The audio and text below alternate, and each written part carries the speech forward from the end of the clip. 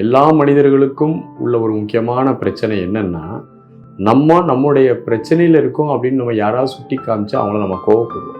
அல்லது நம்முடைய பிரச்சனையை நாமே கவனிக்காம நம்ம செய்யறதெல்லாம் சரின்னு நினைச்சிட்டு இருக்கோம்.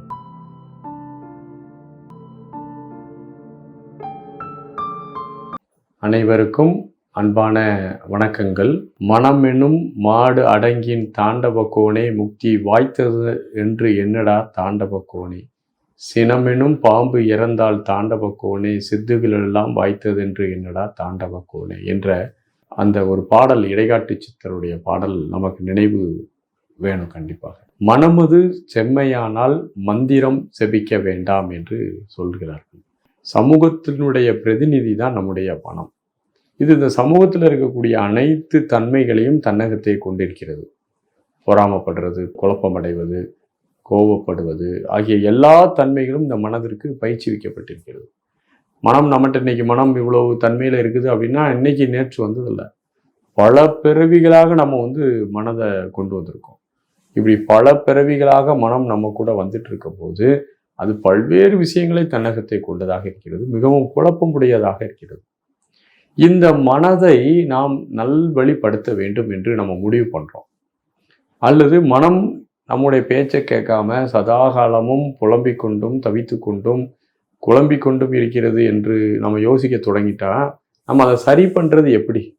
எல்லா மனிதர்களுக்கும் உள்ள ஒரு முக்கியமான பிரச்சனை என்னன்னா, நம்முடைய பிரச்சனையில் இருக்கோம் அப்படின்னு நம்ம யாராவது சுட்டி காமிச்சா அவங்கள நம்ம கோவப்படுவோம்.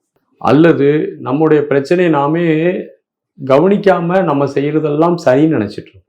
இப்ப நம்ம செய்யறது சரியா தவறா என்ற ஒரு நிலைப்பாடை மற்றவர்கள் எடுப்பதற்கு முன்பு நம்மை நாம் பகுத்து பார்த்து கொள்ள வேண்டும்.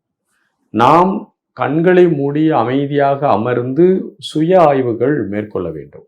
ஒரு நாளைக்கு 24 மணி நேரம் இருக்குது. நம்ம பெட்ல போய் உட்கார்றோம் இரவு தூங்குவதற்கு. பெட்ல உட்கார்ந்த உடனே நம்ம ஒரு சுய ஆய்வு பண்ணணும். காலையில எழுந்ததிலிருந்து யாரெல்லாம் சந்தித்தேன், யாரிடமெல்லாம் உரையாற்றினேன், எதுவும் யாருடைய மனசும் கஷ்டப்படுத்துகிற மாதிரி பேசுகிறேன்னா, அல்லது மற்றவர்கள் பேசக்கூடிய விஷயத்தினால் நாம் பாதிக்கப்பட்டானா, அதனால இப்போ நம்ம ஒரு வேளை கோவப்பட்டா கூட அந்த இடத்துல கோவப்பட்டது சரியா தப்பா, இப்படி நீங்கள் காலையில் எழுந்திருந்ததுலேருந்து இரவு படுக்கைக்கு செல்லும் வரை அந்த கணப்பொழுது வரை நீங்கள் முழுவதையும் ஒரு ரீகால் பண்ணி பார்க்கணும். இதில் 2 விஷயங்கள் நடக்குது. ஒன்று, உங்களுடைய மெமரி ரொம்ப ஸ்ட்ராங் ஆகுது. இரண்டாவது, நீங்கள் சுய ஆய்வு மேற்கொள்வதன் மூலமாக மறுநாள் நீங்கள் உங்களை எப்படி வைத்துக்கொள்ள வேண்டும், எப்படி நடக்க வேண்டும் என்ற முன் யோசனை உங்களுக்கு ஏற்படுகிறது. இதனால் இயற்கையாகவே உங்களுக்கு ஒரு விழிப்புணர்வு ஏற்பட தொடங்கிறோம். நீங்கள் நீங்களே உங்களுடைய பழைய நினைவுகளை எடுத்து அசை போட்டு பார்த்து ஆய்வுகள் செய்து இது போன்ற தவறுகளை நாளை செய்யாமல் நான் விழிப்புணர்வோடு இருப்பேன் என்ற ஆட்டோ சஜஷன் சொல்லி சொல்லி சொல்லி சுய சங்கல்பம் மேற்கொண்டு இருக்கும்போது மறுநாள் நீங்கள் அந்த நபரை சந்திக்கும் போதோ அந்த பிரச்சனையை சந்திக்கும் போதோ உங்களுடைய கவனமானது இயற்கையாகவே விழிப்புணர்வின் பால் இருக்க ஆரம்பிக்கும். இந்த சுய ஆய்வின் மூலமாக தான் மனதை நீங்கள் ஓரளவு நல்ல வழிக்கு கொண்டு வர முடியும். இல்லது நம்ம ஒரு துணி அழுக்காயிட்டு அதை எடுத்து துவைத்து அயன் பண்ணி போடுறது மாதிரி கிடையாது. மனமானது ஒரு வகையான கருவி. அது ரொம்ப நுட்பமான கருவி. அது ரொம்ப ரொம்ப ரொம்ப ஏமாத்தும். அது எப்படி ஏமாதுன்னா, உங்களுக்கு என்ன பிடித்திருக்கிறதோ அதற்கு ஏத்தால் மட்டும்தான் சிந்திக்கும். அது நியாயம் இல்லை அப்படிங்கிறதெல்லாம் யோசிக்காது. உங்களுக்கு ஒரு மைண்டில் இருக்கும், உங்களுக்குன்னு ஒரு தன்மை இருக்கும் பார்த்தீங்களா?